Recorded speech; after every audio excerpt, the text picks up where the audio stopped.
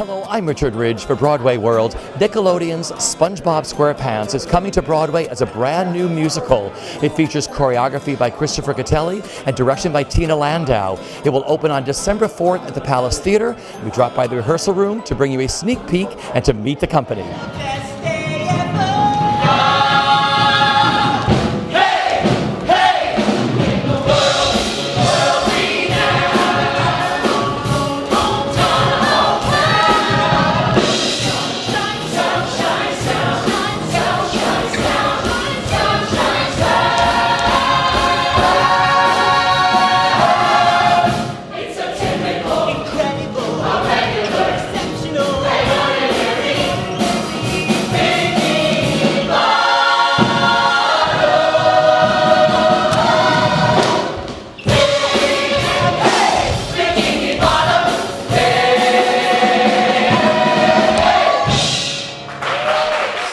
What was today like for you, opening it up for the media? We fell in love with your show today. Oh, I'm so glad to hear that.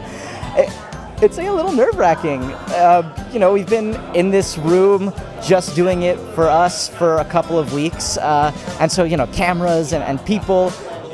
But once we got started and there was reaction and people were laughing and it was really wonderful. It felt really good to bring more people in, and I can't wait to bring more people in at the Palace. You're about to star on Broadway at the Palace Theater in this gorgeous musical. What are you looking forward to the most? I am looking forward to looking out at the audience and seeing joy in people's faces that we're able to share with them. It must be so great for you to do anything you want. I mean, this world is open to you in this show, right? Absolutely. It's kind of, we look at the show and go, okay, what haven't we done yet? What else can we do? I mean, they're doing like hip hop and gospel and tapping and breakdancing and roller skating. I mean, any single thing that someone can possibly do physically and choreographically is in the show. I mean, this cast they're unicorns. I mean, they are unbelievably and undeniably so talented. I mean, when you get to the end of the show to watch what this cast has done is just, it still makes me, I was crying watching the presentation because they are just unbelievable. What a great role. I mean, I was brought up with this with my nieces and nephews watching it. Were you turned on to it? Oh, for sure. I mean, the cartoon, it's a little beyond, past my time. I sort of was watching Doug and Rugrats, but then when I caught on to it, I was just like obsessed with how clever it is, how smart it is. And then as soon as I got the part, of course, I've been devouring the cartoon as much as possible. But yeah, it's, what is it, like the most popular animated property in the world? I mean, it feels very conducive to a theatrical endeavor like Broadway. I always thought it did. When I was watching it with my nephews, I'd be like, this should play as a musical. It's very naturally positive and infectious, the energy. I mean, it just totally makes sense. How did you get involved with this? I just got really lucky. Nickelodeon hired me with Tina Landau's blessing, and here I am. I got to write the book to the SpongeBob musical. What has it been like living in the world of Tina, Chris Catelli, the world of SpongeBob? Oh man, and Tom Kitt, let's not forget Tom Kitt. It's amazing. It's a world where anything goes, right? There's like crazy offbeat humor, surrealism, theatrical invention, and we've got all these songs by all these amazing pop artists. It is the most fun I've ever had working on anything. Any day you walk in, you don't know what kind of craziness is going on. And I think that's what the show feels like too. Like any minute, anything could happen. It's just an awesome process to be part of. Welcome to Broadway in SpongeBob. How excited are you? So excited, beyond excited, especially with this show. SpongeBob SquarePants is just so much fun and happiness and optimism, and I can't help but get swept away in it. Okay, taking on this iconic role, what was your audition like, and how did you find out you got it? Oh man, so 5 years ago was when the first audition was for this, and it was just a movement lab, and so it kind of got, at that point it was the Untitled Tina Landau Project, and so they kind of gave you like a kind of a weird name, and you got into the room and you're like, oh yeah, it's Patrick, fantastic. And I kind of did like a slapstick audition, a little bit of like seeing how a cartoon character works in a human body, and when I finally got the call a few weeks later, it was just a dream come true.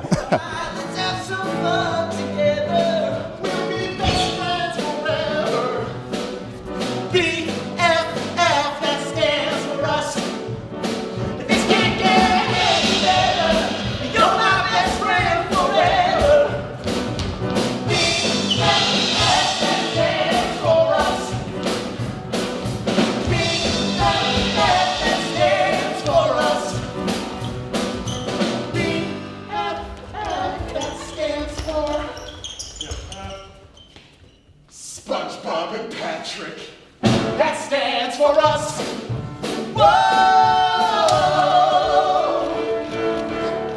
What are you looking forward to the most with having this beautiful show you put together at the Palace Theater? I'm looking forward to joy in that space every time we do it. The show has a very generous spirit. I think the world is in need not just of escape and laughter, but deep joy and connection and community. And I think our show offers that. And I want to put that into the world. And I want to have a big party and have everyone come and have the best time ever. So what was your audition like? You know what? That was when I knew I had to book it.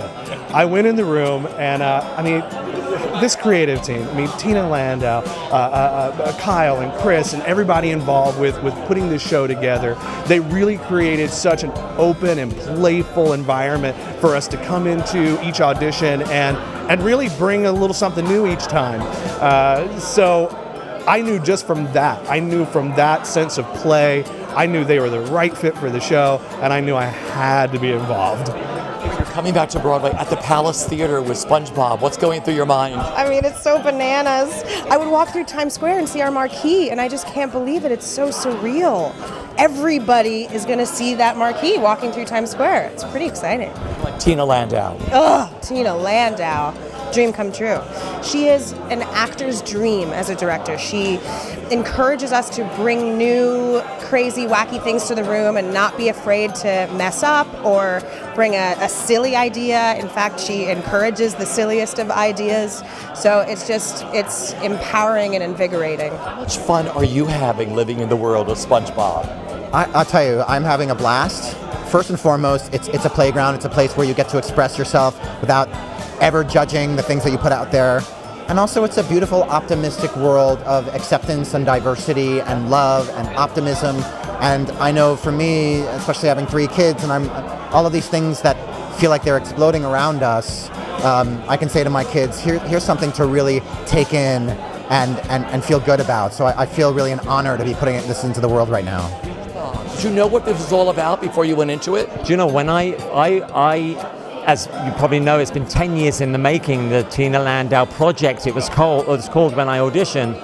And I can't remember what they'd call Squidward. It was Grump, I don't even know what it was, but it was like, I think that's Squidward in SpongeBob, but they're not saying it is. So obviously I binge watched about 10 episodes of the show.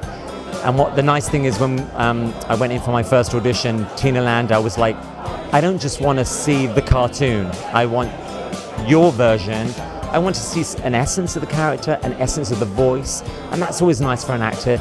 You don't want to just have to do the carbon copy of the great actor that does the voice on the TV. So it was nice, and she's still saying now, bring it back a bit to all of us. You don't need to be so cartoonish, bring it back. I have trouble, I'm always too big. It's like, I'm going to go here, and then bring me back to here. Song and dance man. Well, you see, it's after Les Mis last year, it's nice to have tap shoes back on. But of course, now I have 4 tap shoes on. Talk about that, Christopher Catelli, brilliant choreographer. Yes. Talk about being in the room with him, creating that number we saw you do today.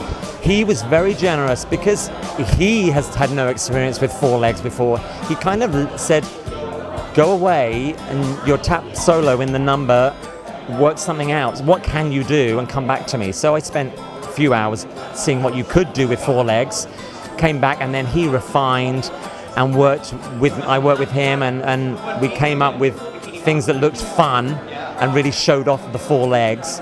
And then of course he puts 12 fantastic tap dancing pink sea anemones behind me, and I have this fabulous Squidward Broadway sign that comes in. I mean, the number just keeps building and building, and it's in the perfect place in Act 2.